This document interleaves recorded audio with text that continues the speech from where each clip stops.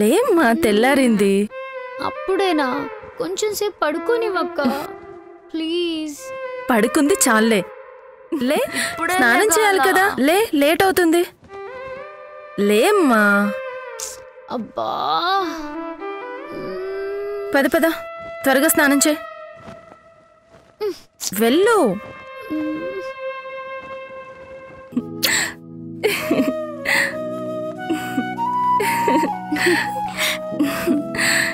ఎప్పుడు ఇలాగే నవ్వుతూనే ఉండాలి. నీకే కష్టం రాకుండా చూసుకుంటాను.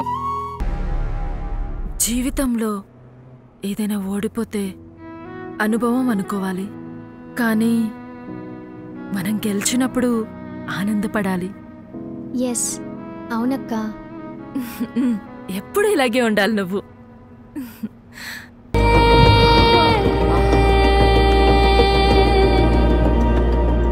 నువ్వు ఫస్ట్ వెళ్ళి అంటతోమే బట్టలు ఉతికేసే.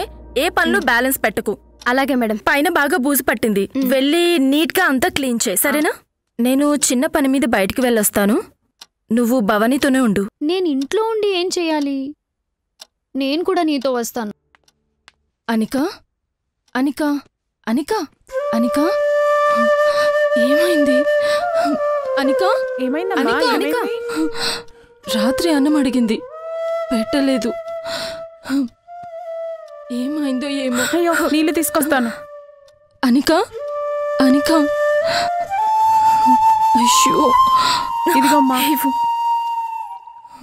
అనిక,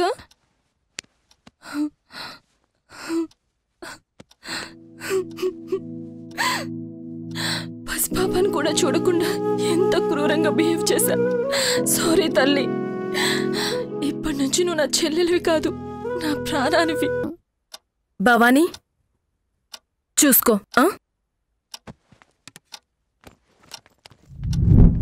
అనిక, అనిక.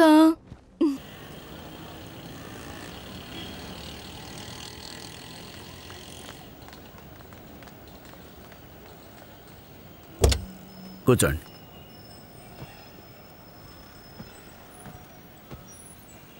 పోనీ భయ్యా.